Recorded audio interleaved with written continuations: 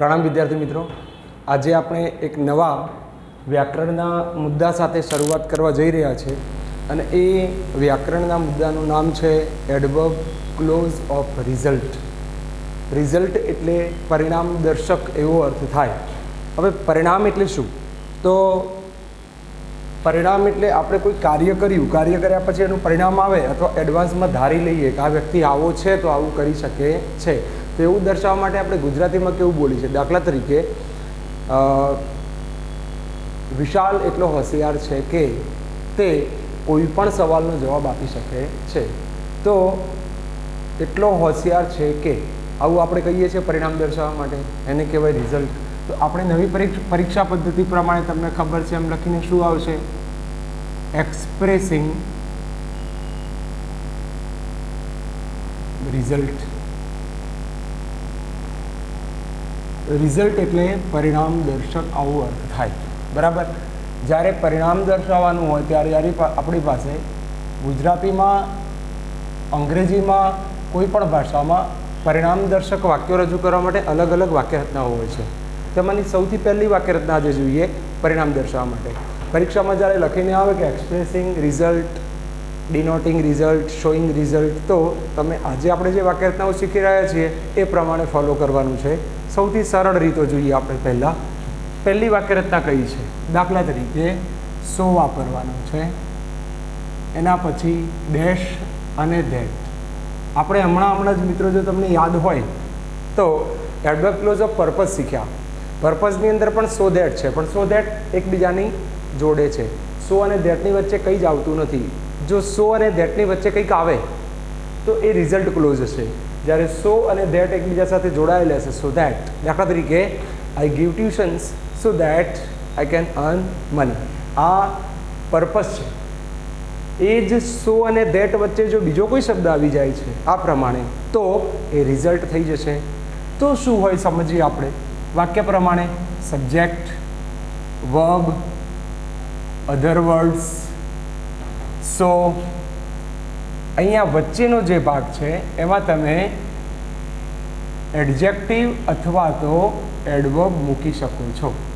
Adjective adverb આવડે તો ખબર પડશે. એડજેક્ટિવ નામના અર્થમાં વધારો કરે તે, એડવર્બ ક્રિયાના અર્થમાં વધારો કરે તે. આપણે ઉદાહરણમાં જોઈએ. ત્યાર પછી ધેટ. ધેટ પછી એક બીજું વાક્ય જેમાં સબ્જેક્ટ છે. સબ્જેક્ટ પછી તમે યોગ્ય હોય એવું મોડલ ઓક્ઝિલરી અથવા હેલ્પિંગ વર્બ મૂકીને વાક્યને બનાવી શકો છો. જરૂર પડે તો તમે ચોક્કસ ત્યાં નોટની જરૂર છે તો મૂકો, ધીસ ઇઝ નોટ કમ્પલસરી. અને એના પછી મેઇન વર્બ. કેમ મેઇન વર્બ? કારણ કે મોડલ ઓક્ઝિલરી પછી હંમેશા શું હોય? Main verb. અને એના પછી અધર વર્ડ્સ. તો ફ્રેન્ડ્સ, આપણે એક વાક્ય બનાવીને જોઈએ તો વધુ સરળ રહેશે, બરાબર. જોઈએ, એક વાક્ય બનાવીએ આપણે. એકદમ સહેલું છે. દાખલા તરીકે આપણે 9મા ધોરણને યાદ કરીએ. 9મા ધોરણની અંદર યુનિટ 1 જે હતો એનું નામ હતું ચિતા સ્ટીયર્સ, હતા ને? તો એ જે પાર્ટ છે એના આધારે હું વાક્ય યાદ કરીને તમને સમજાવું તો તમને વધુ ખબર પડશે. દાખલા તરીકે ધ કબ્સ, પેલા ચિતાના જે બચ્ચા હતા બે, ધ કબ્સ બે થયા. ભૂતકાળની વાત કરવા જાઉં છું તો were, the cubs were so small that they, હવે હું મોડલ ઓક્ઝિલરી વાપરું છું એ પહેલાં કાળ સમજી જાઉં. અહીંયા મને ભૂતકાળ દેખાય છે. The cubs were so small that they, કેનના બદલે હું શું વાપરી દઈશ ત્યાં? Could. They could not run away. બચ્ચા એટલા નાના હતા કે ત્યાંથી દોડીને ભાગીને જઈ શક્યા નહીં. જો પરિણામ છે તો એટલા નાના હતા કે તે દોડીને જઈ શક્યા નહીં. તમે સમજી જજો વાક્યને. દાખલા તરીકે બીજું વાક્ય લઈએ છીએ આપણે. English is so easy that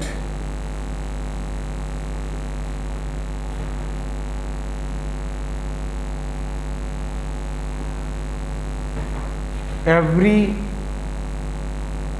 person, દરેક વ્યક્તિ, can learn it, can learn it. સમજો મિત્રો, આમાં પણ તમે જુઓ તો અહીંયા સો અને ધેટ આવી રહ્યું છે. હજુ એક બીજું વાક્ય લઉં છું, તમે સમજો.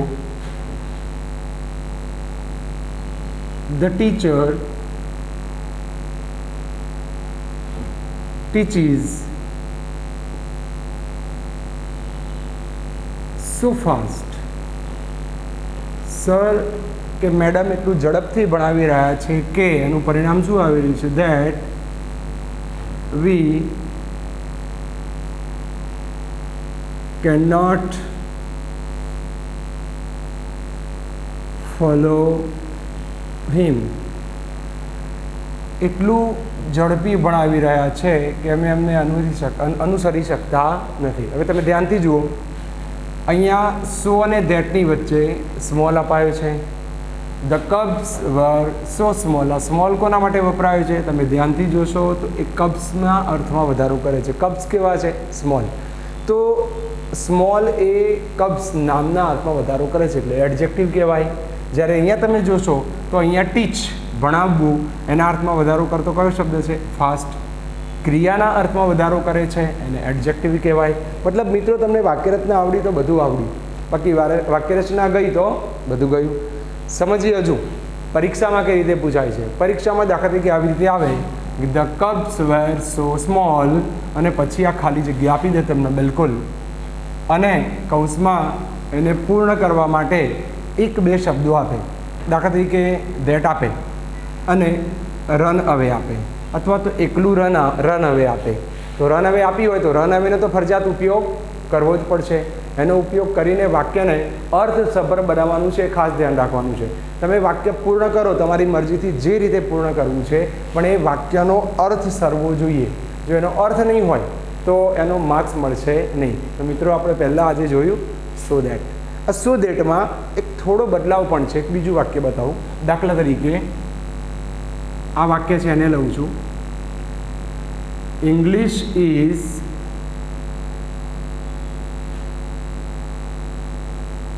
જોઈ લેજો અહીંયા. સો easy a language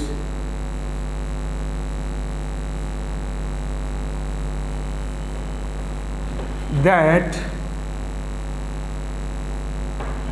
every person can learn it. ફરીથી લખું છું, that every person can learn it. શું ફરક પડ્યો? ધેટ છે, સો પણ છે. આમાં સો અને ધેટના વચ્ચે માત્ર ઇઝી વર્ડ હતો. આમાં શું બન્યું? ઇઝી વર્ડ તો છે જ, એડજેક્ટિવ. એની સાથે એ આર્ટિકલ આવ્યો, પાછું લેંગ્વેજ એક નાઉન પણ આવી ગયું. જો તમારે એડજેક્ટિવ સાથે નાઉન આપવાનું હોય તો નાઉન એટલે નામ. તો નામ એકવચન છે કે બહુવચનને દર્શાવવા માટે આર્ટિકલ ફરજિયાત મૂકવો પડે. એ, એન કે ધ. એમાંથી જ્યારે ઇંગ્લિશ એ એક લેંગ્વેજ છે, ઇંગ્લિશ ઇઝ અ લેંગ્વેજ, તો એક લેંગ્વેજ છે તે દર્શાવવા માટે એ મૂકવો પડે. તો ધ્યાનથી જુઓ આર્ટિકલ ક્યાં મુકાયો છે. ઇંગ્લિશ ભાષા છે, એ ફોરેન લેંગ્વેજ છે, આપણે રહ્યા ઇન્ડિયન, અને જો આપણે એને શીખવી છે તો એના નિયમોને અનુસરવું પડશે. તો હું તમને એ બતાવું છું, જો સો અને ધેટ વચ્ચે ફક્ત એડજેક્ટિવ કે એડવર્બ લખવું છે, આ એડજેક્ટિવ કે એડવર્બ, તો આર્ટિકલની ત્યાં કોઈ જરૂર છે નહીં. પણ જો આર્ટિકલ સાથે વાક્ય બોલવું હોય તો આ રીતે લખી શકાય. English is so easy a language that every person can learn it. English એ એક એવી સહેલી ભાષા છે કે દરેક વ્યક્તિ તે શીખી શકે છે. અને આનું ગુજરાતી, ઇંગ્લિશ એટલી સહેલી છે કે દરેક વ્યક્તિ તે શીખી શકે છે. સમજી શક્યા હશો હું કહું છું એ રીતને. આ સિવાય તો આપણે અહીંયા એક વાક્યરચના બનાવવા જઈએ તો એવું થાય કે સો આવ્યો, સો પછી તરત જ શું તો કે એડજેક્ટિવ, એડજેક્ટિવ પછી શું તો આર્ટિકલ છે એ પણ આવે, એન પણ આવે, નાઉન પ્રમાણે આવે આર્ટિકલ, બરાબર. એના પછી શું તો કે નાઉન, અને એના પછી શું તો સંયોજક કયો છે આ ધેટ, અને ધેટ પછી શું છે આ તમને ખબર છે જેમાં કોઈ ફેરફાર થતો નથી, મેઇન ક્લોઝ એટલે કે મુખ્ય વાક્ય. અને આ જે આગળનું વાક્ય છે કયું છે? ગૌણ વાક્ય, સબઓર્ડિનેટ ક્લોઝ અથવા ગુજરાતીમાં કહીશું આ ઉપવાક્ય છે, આ મુખ્ય વાક્ય છે. Is that clear? એ સિવાય આપણી પાસે સો અને ધેટને રજૂ કરવા સિવાય આ જ વાક્યને હું એક બીજી રીતે રજૂ કરું છું. તમે ધ્યાનથી જોજો. ઇંગ્લિશ ઇઝ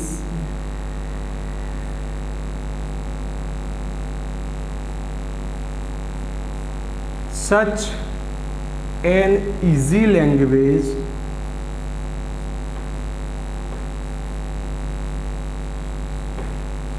that પાછળનું વાક્ય એમનું એમ જ રહેશે. કયું? Every person can learn it. એમને એમ લખાઈ ગયું પૂર્ણવિરામ. ફરક શું પડે મિત્ર? અહીંયા સચ છે, અહીંયા શું છે? ધેટ. આમાં શું હતું? સો અને ધેટ.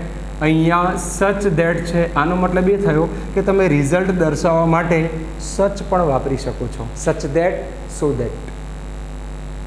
સો ધેટ, સચ ધેટ બેમાં ફરક શું? જ્યારે તમે સચનો ઉપયોગ કરશો ત્યારે આર્ટિકલ આવે તો આર્ટિકલ સચના પછી તરત જ આવી જશે. એ કે એન. તો એની વાક્યરચના આપણે એવી કરી શકીએ, સચ એના પછી તરત જ એ કે એન આર્ટિકલ, એના પછી જે એડજેક્ટિવ છે એ, અને એડજેક્ટિવ પછી નાઉન, અને નાઉન પછી ધેટ. ધેટ પછી પાછળ જે આવે મેઇન ક્લોઝ, મુખ્ય વાક્ય. જો તમે સમજતા હો તો વાક્ય તમારી સામે છે. પહેલાં આ વાક્યને જુઓ. English is so easy A language that, જ્યારે એ જ ભાગ નીચે છે, ઇંગ્લિશ ઇઝ સચ એન ઇઝી લેંગ્વેજ ધેટ. શું બન્યું? અહીંયા એ આર્ટિકલ છે, અહીંયા એન થઈ ગયો છે. કેમ થઈ ગયો છે એ પણ જોઈએ. એ તો આર્ટિકલનો નિયમ છે. એન થવાનું કારણ એની આગળ ઇઝી નામનું એડજેક્ટિવ છે. ઇઝીનો પહેલો અક્ષર ઈ એ સ્વર છે, માટે આગળ એન મૂક્યો. જ્યારે અહીંયા એ એટલા માટે છે કે લેંગ્વેજની આગળ આર્ટિકલ મુકાયું છે, માટે એ મુકાયું છે. તો સો ધેટ અને સચ ધેટથી આપણે પરિણામ રજૂ કરી શકીએ છીએ. એમાં તમે એડજેક્ટિવ પણ વાપરી શકો છો અને એડવર્બ પણ વાપરી શકો છો. દાખલા તરીકે, this mobile is so costly that I can not buy it. સમજાય છે? This topic of grammar is so easy that I can learn it easily. સમજાય છે? આ છે so that. તો such that this is such a board. આ એવું board છે. This is such a board that I have at my home. મારા ઘરે છે. આ એના જેવું એક બોર્ડ છે. સમજાય છે? તો સચ ધેટ, સો ધેટથી તમે આ રીતે પરિણામ રજૂ કરી શકો છો. એકલું સચ ધેટ, સો ધેટથી જ પરિણામ રજૂ થાય એવું નથી. હજુ પણ ઇન્ટરેસ્ટિંગ છે જે તમે 9મા ધોરણમાં શીખી ગયા છો. તો એ ઉદાહરણો પણ આપણે જોઈ લઈએ. હાલ આપણે આ વાક્યરચના ઉપર ફોકસ કરીશું. કઈ વાક્યરચના છે? તમને એમ કે મિત્રો આ બોર્ડ ઉપરનું લખાણ ભૂસાઈ જાય છે, અમારે શું કરવું? તો કંઈ જ નહીં. તમારી પાસે બે રસ્તા છે. એક, વિડીયોને રિવર્સ ફોરવર્ડ કરી બોર્ડ ઉપર જે લખાયું છે એની નોંધ બનાવો. જેમની પાસે આ નોંધ છે તો બસ એ નોંધની મજા લઈને ભણો. અને જે વિદ્યાર્થીઓ પાસે ગ્રામરની બુક છે તો એ વિદ્યાર્થી એમાંથી સીધું જ જોઈને પ્રેક્ટિસ કરી શકે છે. નથી એ લોકો રિવર્સ ફોરવર્ડ કરી અને વિડીયોનું લખાણ લખી શકો છો. તો એ વધુ સરળ રહેશે. અઘરું પડશે પણ યાદ ઝડપથી રહેશે. આ વાક્યરચના ઉપર ફરીથી જઈએ છીએ આપણે. વાક્ય ફરીથી લઉં છું. આપણે સો ધેટ, સચ ધેટની વાક્યરચના શીખ્યા. તો એ સિવાય બીજી વાક્યરચના કઈ છે સમજવા માટે પહેલાં એક ઉદાહરણ લઈ લઈએ. દાખલા તરીકે, વસ્ત્રાલ ઇઝ, વસ્ત્રાલની વાત કરીએ. Vastral is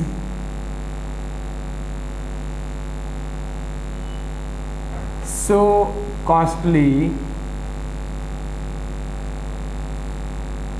that you can't, cannot નું ટૂંકું રૂપ લખું છું, that you can't buy a shop there. Vastral એટલું મોંઘું છે કે તમે ત્યાં કોઈ દુકાન ખરીદી શકો નહીં, એટલું મોંઘું થઈ ગયું છે વસ્ત્રાલ. હવે સમજો, આની અંદર જે વાક્યરચના આપી છે એમાં એક તો આ નકાર આપ્યું છે, કેન નોટ નકાર આપ્યું છે ને. હવે આપણે કેન નોટ લખવું પડે છે. આ જ વાક્યને મારે નોટ લખ્યા વગર રજૂ કરવું હોય તો તમને ખબર છે એક નવો મુદ્દો આપણે આજે શીખીએ, એ છે TOO, એની સાથે પાછું ટુ. સમજજો શું થાય છે. એવું કહેવાય કે જે વાક્યમાં TOO અને TO બંને સાથે આવી જાય તો એ વાક્યનું ગુજરાતી ઓટોમેટિક નકાર થઈ જાય. હવે જ્યારે વાક્યનું ગુજરાતી નકાર થઈ જાય તો નોટ મૂકવાની જરૂર રહેતી નથી. એનો મતલબ આ વાક્યમાં મારે હવે કાન્ટ લખવું નથી, કેન નોટ લખવું નથી. તો હું આ સો ડેશ ધેટ વાળા વાક્યમાં ટુ અને ટુ વાપરું તો એકદમ સરળ થઈ જશે. ઉદાહરણ જોઈએ આપણે.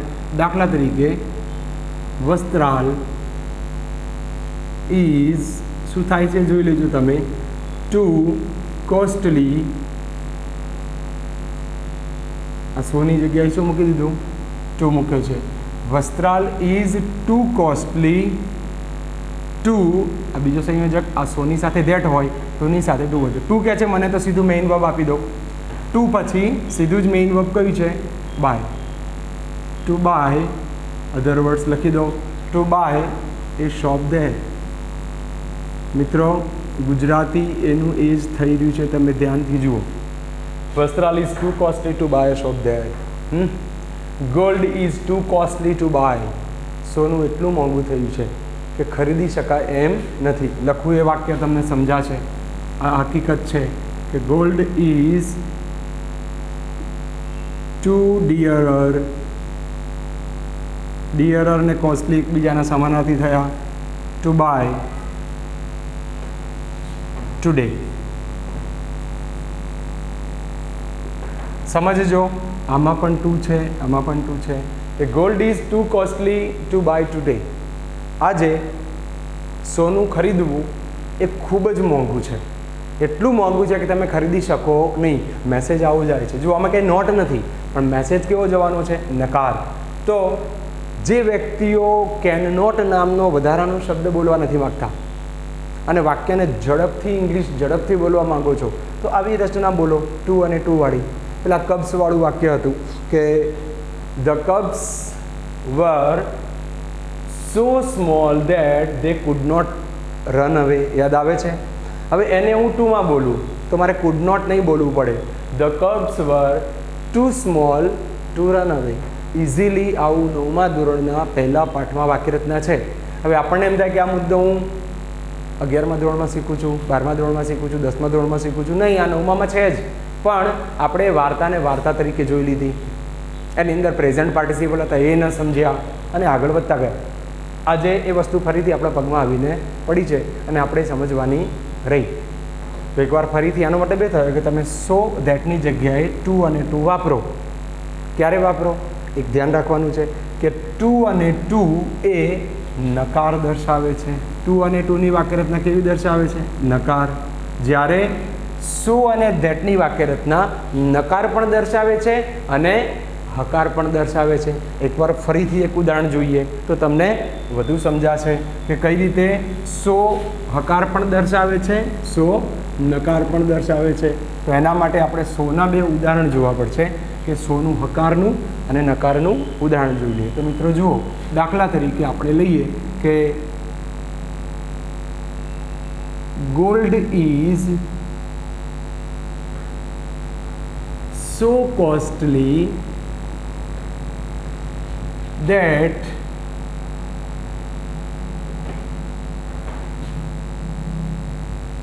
you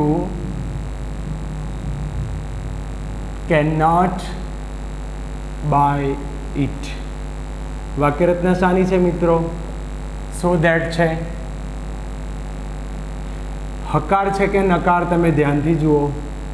નકાર. મતલબ કે સો ધેટથી નકાર પણ રજૂ થાય. ગુજરાતી કેવું થયું? સોનું એટલું મોંઘું છે કે તમે તે ખરીદી શકો એમ નથી. હકાર થયું. નકાર થયું. હવે એક હકાર લઈએ. દાખલા તરીકે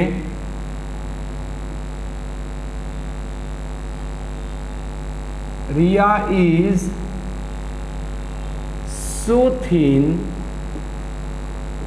that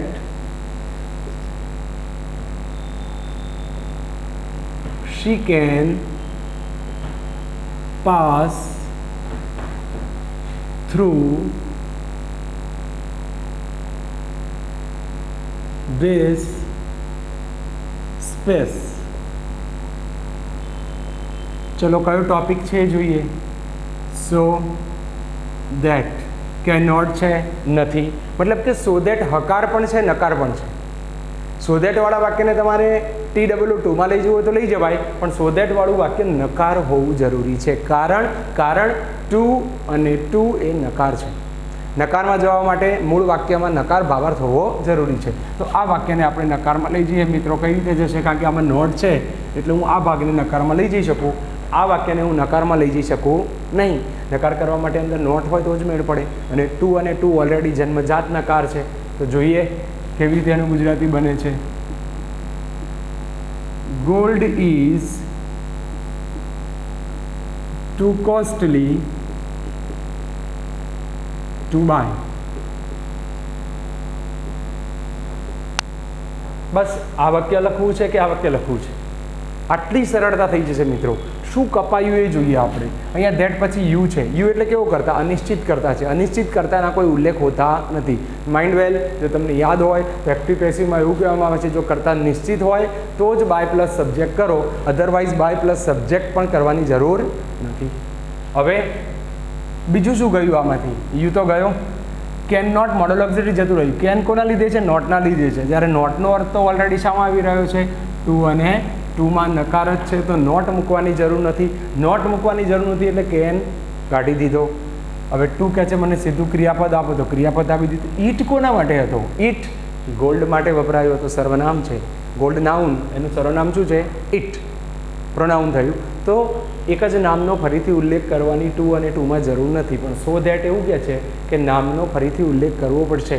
આ નામ છે તો અહીંયા એનું સર્વનામ્ય મૂકવું તો પડશે. તમે અહીંયા આટલેથી અટકી જાઓ કે gold is so costly that you can not buy, નહીં પણ શું? You can not buy it. હા, તો સો ધેટમાં તમારે નામને ડબલ વાર ઉલ્લેખ કરી શકાય, પણ ટુ અને ટુની વાક્યરચનામાં બે વાર નામનો ઉલ્લેખ કરવાની કોઈ જરૂર નથી. તો સો નકાર, સો હકાર, સોવાળા નકારને આપણે શામાં લઈ ગયા? આમાં. હવે ઘણી વખતે આવું વાક્ય બને. દાખલા તરીકે મારું જ નામ લઈ લઉં કે લલિત ઇઝ,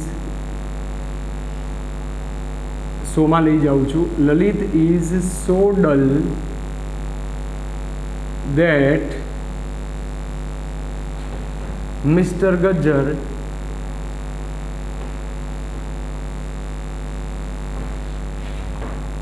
ચલો ભૂતકાળ કરી દઉં. લલિત અત્યારે હોશિયાર છે. Lalit was so dull that mister Gajjar could not teach him. Okay, નકાર છે, સો છે, ધેટ છે. તો આને હું TOO વાળી વાક્યરચનામાં લઈ જવું હોય તો મારાથી એને ટુ વાળી વાક્યરચનામાં લઈ જવાય ને. જો ટુ વાળી વાક્યરચનામાં હું આને લઈ જાઉં છું તો મારે શું ધ્યાન રાખવાનું? એક તો નોટ નીકળી જશે એટલે કુડ લખવાની જરૂર નથી, બરાબર છે. સો નીકળી જશે, એની જગ્યાએ હું ટુ મૂકીશ. ધેટ નીકળી જશે, એની જગ્યાએ પણ ટુ મૂકીશ. આ હિમ કોના માટે વપરાયું છે? લલિત માટે. તો હિમનો ઉલ્લેખ ટુમાં કરવાની જરૂર નથી. ઉદાહરણ બનાવીને જોઈએ. દાખલા તરીકે લલિત વોઝ, ધ્યાન આપજો, ટુ ડલ. હવે હું ટુ મૂકી દઉં છું. ટુ કહે છે સીધું ક્રિયાપદ લાવો. કયું છે? ટીચ. To teach. પણ તમે ધ્યાનથી જોયું હોય તો એક નિશ્ચિત કરતા કોણ છે?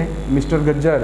એનો ઉલ્લેખ બાકી રહી જાય છે. આનો મતલબ એ થયો કે મૂળ વાક્ય જે આપી છે એમાં એક કરતા નથી, બે કરતા છે. એક તો લલિત પણ છે અને ધેટ પછી બીજો કરતા છે. ધેટ પછી કોણ છે? મિસ્ટર ગજ્જર. જો આવી પોઝિશન ઊભી થાય કઈ કે ધેટ પછી બીજો જ કરતા હોય તો એનો ઉલ્લેખ ટુ અને ટુ વાળી વાક્યરચનામાં કરવો જરૂરી છે. તો એનો ઉલ્લેખ ક્યાં કરવો? આવો સમજીએ. તો લલિત વોઝ ટુ ડલ, બસ બીજા કર્તાને મૂકવા માટે તમારે જાતે ફોર મૂકવાનું છે. ફોર પછી બીજો કર્તા કોણ છે? Mister Gajjar to teach. બાકીની વાક્યરચના તો પાછી ટુ સાથે આવી ગઈ. સમજજો ધ્યાનથી. મેં બે કરતાવાળા સો અને ધેટવાળી વાક્યરચનાને ટુમાં લઈ જવા માટે ફોર મૂક્યો, FOR, અને ફોર પછી બીજા કર્તાનો ઉલ્લેખ કરી દીધો મિત્રો. તો થયું શું આમાં? ધ્યાનથી એ જોવું પડે કે બે કરતા છે.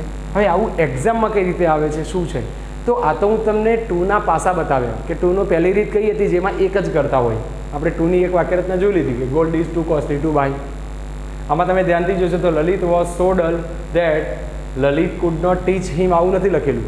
લલિત ત્યાં છે, અહીંયા મિસ્ટર ગજ્જર. અલગ અલગ કરતા હોય તો બંને બીજાઓ કરતા દર્શાવવા માટે TOO પછી એડજેક્ટિવ કે એડવર્બ આવ્યા પછી પાછો ફોર મૂકવો, અને ફોર મૂકી એ જાતે મૂકવાનો છે, ક્યાંથી આવે એ પ્રશ્ન જ નહીં થાય.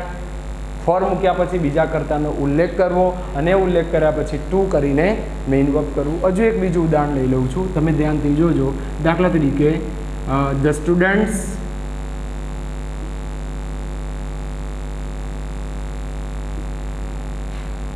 are so careless that madam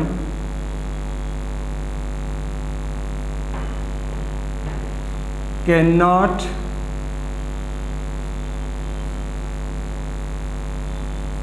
handle them. તમે ધ્યાનથી જુઓ કરતા કેટલા છે. આગળ ધ સ્ટુડન્ટ્સ છે પહેલો, તો ધેટ પછી કોણ છે? મેડમ. બે કરતા થયા. બે કરતાવાળું વાક્ય છે. પાછું સો ધેટ તો છે જ, નોટ પણ છે, તો મારે એને ટુ અને ટુમાં લઈ જવું હોય તો લઈ જવાય. તો શું કરવાનું છે જોઈએ. The students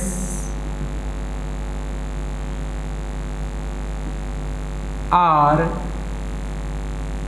two careless for મૂકી દઉં ને, બીજા કરતાનો ઉલ્લેખ કરો છું મારે. ફોર મેડમ,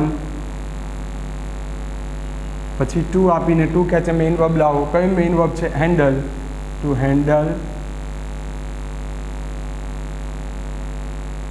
ધેમ લખવાની જરૂર નથી, કારણ કે સ્ટુડન્ટ્સ માટે વપરાયું છે. તો મિત્રો આપણે ટુમાં એક જ કરતા, ટુમાં બે કરતાની વાક્યરચના પણ જોઈ લીધી. હજુ ટુની એક ત્રીજી વાક્યરચના છે જેમાં એ કંઈ કરતા જ નથી.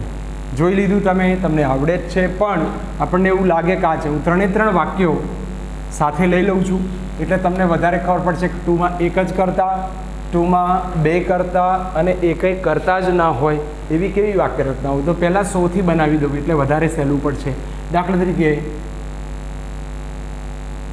I am too lazy to learn quickly. Okay, આને બીજું વાક્ય લઉં. I am too heavy for you to lift. અને એક ત્રીજું વાક્ય, water is too hot to bath. બાથનો સ્પેલિંગ ખોટો નથી, બરાબર છે. BATH એટલે ખાલી બાથ, અને BATH બાદ એટલે સ્નાન કરવું. તમે ધ્યાનથી આ વાક્યમાં જુઓ તો બધામાં મેં ટુ અને ટુ, અહીંયા પણ ટુ અને ટુ છે. પહેલું વાક્ય તમે જોશો તેમાં ક્રિયા કઈ છે, આખા વાક્યમાં નજર કરો. લર્ન. લર્ન કરવાની ક્રિયા કોણ કરે છે? કરતા. કોણ છે કરતા? આઈ લર્ન કરી શકે. તો આનો મતલબ અહીંયા જે કરતા છે એ આ ક્રિયા કરતો હોય તો એક જ કરતાવાળી વાક્યરચના છે આ. અહીંયા જુઓ ક્રિયા કઈ છે? લિફ્ટ એટલે ઊંચકવું. કરતા કોણ છે? આઈ. આઈ લિફ્ટ કરી શકે તો કે કરી શકે, પણ અહીંયા જુઓ નિયમ છે કે જ્યારે ટુ અને ટુ વાળી વાક્યરચનામાં વચ્ચે ફોર આપેલો હોય તો સમજી લેવું કે એમાં એક કરતા નથી, બે કરતા છે. તો આ જે ક્રિયા છે એ પહેલો કરતા નહીં કરે, કયો કરતા કરશે? બીજો. યુ ટુ લિફ્ટ, તો લિફ્ટ કરવાની ક્રિયા યુ કરી રહ્યો છે. ત્રીજામાં જુઓ બાદ એટલે નાહવાની ક્રિયા, કોણ કરશે નાહવાની ક્રિયા? આખા વાક્યમાં તપાસ કરો, કોઈ કરતા જ નથી અંદર. That's the point friend. તો આમાં એ કંઈ કરતા નથી, આમાં બે કરતા છે. બે કરતા છે એટલે તો ફોર મુકાયો છે. ટુ અને ટુની વચ્ચે ફોર આવે એટલે સમજી લેવાનું કે બે કરતા છે, અને આમાં એક જ કરતા છે. હવે આને હું સો ધેટમાં લઈ જાઉં, આ ઇન્ટરચેન્જ છે ફ્રેન્ડ્સ. પરીક્ષામાં ઇન્ટરચેન્જ ના પૂછાય, પણ આપણે શીખી રહ્યા છે મૂળ રિઝલ્ટ ક્લોઝ. રિઝલ્ટ ક્લોઝ સો ડેશ ધેટથી પણ થાય, TOO ટુ ડેશ TO2 થી થાય, સચ ડેશ ધેટથી થાય. બરાબર છે. હવે આને સો ધેટમાં લઈ જાઉં છું સહેલાઈથી. આઈ એમ સો લેઝી ધેટ, કરતા હું જ છું, that I can not learn quickly. બીજું વાક્ય બે કરતા છે. આઈ એમ સો હેવી, વજનદાર ભારે છું, ધેટ બીજો કરતા કોણ છે? યુ. ફોર નીકળી ગયો. That you can not lift, ધ્યાન રાખજો શું થાય છે? You can not lift me. Me કોના માટે વપરાયું? આઈ માટે. આ જરૂરી છે. અને છેલ્લું જેમાં એ કંઈ કરતા જ નથી, water is so hot that, હવે કરતા તો લાવવું પડશે, તો અનિશ્ચિત કરતા મૂકી શકો છો. અનિશ્ચિત કરતા કેવા કે જેને બોલવાથી કોઈ પકડી શકે નહીં? યુ છે, વી છે, સમજાય છે? તો આ રીતે વન છે, દેટ વન કેન નોટ, અથવા તો યુ કેન નોટ, અથવા તો વી કેન નોટ. બાદ મિત્રો so dash that, such dash that, TOO too dash to, આટલું શીખ્યા. હજુ એક છેલ્લું, ટુમાં એક વાક્યરચના બનાવી શકીએ આપણે. આઈ કોણ છે? સબ્જેક્ટ. આ શું થયું? એમ એ શું છે? વર્બ. પછી શું આવ્યો? ટુ. આ ટુ પછી શું લખ્યું છે? એડજેક્ટિવ છે. એડજેક્ટિવના બદલે એડવર્બ પણ હોઈ શકે. એડવર્બ પછી ટુ, ટુ પછી મેઇન વર્બ. એક વસ્તુ ધ્યાનથી જોજો, TOO ટુ પછી એડજેક્ટિવ કે એડવર્બ આવે. આ એક યાદ રાખવાનું છે કે ટુ પછી જ એડજેક્ટિવ એડવર્બ આવે. હવે એક બીજો શબ્દ છે હજુ આપણી પાસે, ટુ અને ટુ નકાર બતાવે. તો આ એક છેલ્લો ભાગ, ઇનફ ટુ. ઇનફ ટુથી પણ આપણે પરિણામ રજૂ કરી શકીએ. દાખલા તરીકે આઈ એમ સ્ટ્રોંગ ઇનફ,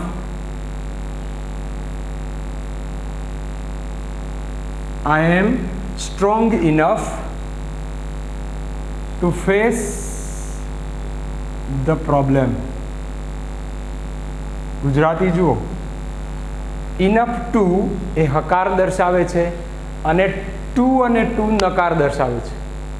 ચાર શબ્દો, so dash that, such dash that, too to નકાર, ઇનફ ટુ હકાર. આ ચારથી આપણે પરિણામ રજૂ કરી શકીએ છીએ.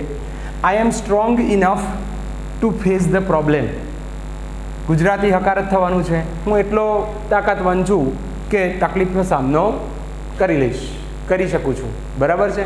તો આ ઇનફ ટુમાં શું યાદ રખાય કે ઇનફ ટુની આગળ એડજેક્ટિવ કે એડવર્બ આવે, જ્યારે ટુ અને ટુની અંદર એડજેક્ટિવ એડવર્બ ટુના પછી આવે. ટૂંકમાં એટલું કહી શકીએ આપણે કે ટુ ડેશ ડેશ ટુ અને ઇનફ ટુ.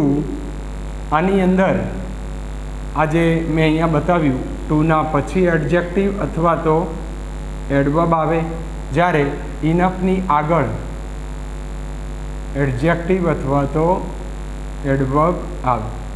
તો મિત્રો આપણે ટૂંકમાં પરીક્ષાલક્ષી વાક્યો પૂર્ણ કરવાની રીત કેવી હોય એના માટે એડવર્બ ક્લોઝ ઓફ રિઝલ્ટનો અભ્યાસ કર્યો. તમારે વધુને વધુ પ્રેક્ટિસ કરવી પડે વાક્યરચના પ્રમાણે. સો ડેશ ધેટની વાક્યરચના આર્ટિકલ વગર, સો ડેશ ધેટની વાક્યરચના આર્ટિકલ સાથે, સચ ધેટની વાક્યરચના આર્ટિકલ સાથે, સચ પછી તરત જ આર્ટિકલ હોય. સો અને સચમાં ફરક શું? જો બંનેમાં આર્ટિકલ વાપરવાના હોય તો એટલું યાદ રાખવું. સચ પછી તરત જ એ કે એન આર્ટિકલ આવે, જ્યારે સોમાં સો પછી તરત જ એડજેક્ટિવ એડવર્બ આવે અને પછી આર્ટિકલ આવે. આટલો ડિફરન્સ યાદ રાખવો પડશે. એટલે કે કઈ રીતે ટૂંકમાં યાદ રાખી લઈએ તો કેવું હોય? દાખલા તરીકે સો easy A topic that, so that, સચ ધેટ વાપરું છું. સચ એન ઇઝી ટોપિક ધેટ. જો સચ પછી એન છે, સો પછી એડજેક્ટિવ છે, પછી આર્ટિકલ છે. આટલો ડિફરન્સ છે સો અને સચમાં. એવી જ રીતે તમને ટુ અને ઇનફનું પણ ડિફરન્સ સમજાયો. આ માઇનર ટોપિક્સની ખૂબ સરસ ધ્યાન રાખવાની વાક્યો બનાવતી વખતે. વધુ મહેનત કરજો, પ્રેક્ટિસ કરજો. કોઈ પણ તકલીફ હોય તો મેં જે ગ્રામર બુક આપેલી છે, ગ્રામર બુકની અંદરથી નોંધ કરી લેવાની. એ તમને ખૂબ જ સરળથી બધી નોંધ અંદર કરેલી છે. આમાં ફક્ત સમજવાનું રહેશે. વારે ઘડીએ વિડીયો રિપીટ કરીને વધુ મહેનત કરજો. અને કોઈ પણ નંબર, જો મારો નંબર તમારી પાસે હોય તો વ્યક્તિગત નંબર ઉપર કોલ કરી તમારી સમસ્યાનું સમાધાન મેળવી શકો છો. Thank you. પ્રણામ.